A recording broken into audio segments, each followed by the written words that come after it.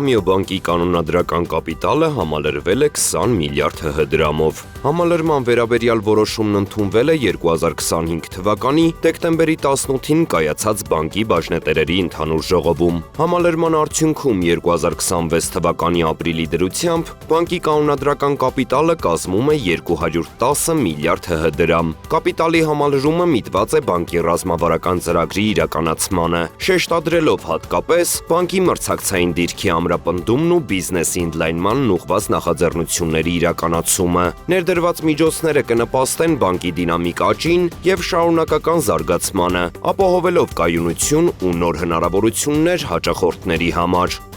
Ազգային ժողովի ֆինանսավարկային և բյուջետային հարցերի մշտական հանձնաժողովը դրական եզրակացություն է տվել Կենտրոնական բանկի նախագահի պաշտոնակատար Մարտին Գալստյանի թեկնածությանը։ Գալստյանը մասնավորապես ներկայացրել է վերջին 7 տարիների ընթացքում Կենտրոնական բանկի իրականացրած գործունեությունը։ Հայաստանի Կենտրոնական բանկն անկախ մարմին է, որի գլխավոր նպատակը երկրում գների կայունության ապահովումն է։ Այն մշակում և իրականացնում է դրամավարկային քաղաքականությունը, թողարկում է ազգային արժույթը, կարգավորում և վերահսկում է ֆինանսական համակարգը, ապահովելով բանկային հատվածի և վճարահաշվարկային համակարգերի կայունությունը, ինչպես նաև ֆինանսական ծառայությունների սպառողների շահերի պաշտպանությունը։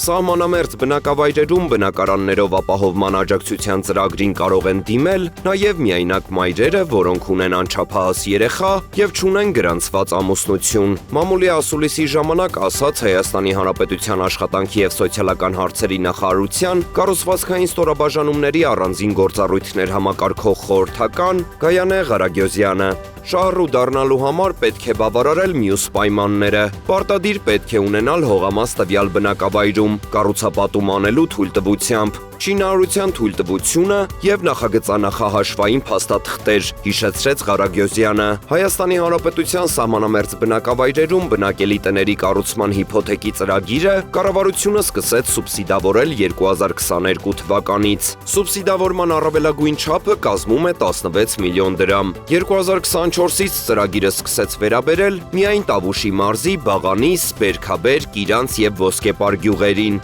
ինչպես նաև Վայոց ձորի Գոմփք գյուղին։ Կառավարության մարտի 19-ի նիստում Հայաստանի սահմանամերձ գյուղերում տների կառուցման արտոնությունների նոր քվոտա սահմանվեց։ Վարչապետ Նիկոլ Փաշինյանը հայտարարեց, որ ծրագիրը դուրս է գալիս զուտ սահմանամերձ գյուղերի տրամաբանությունից և մտնում է դպրոցամերձ համայնքներ, 300 դպրոց և 500 մանկապարտեզ ծրագրի շրջանակում։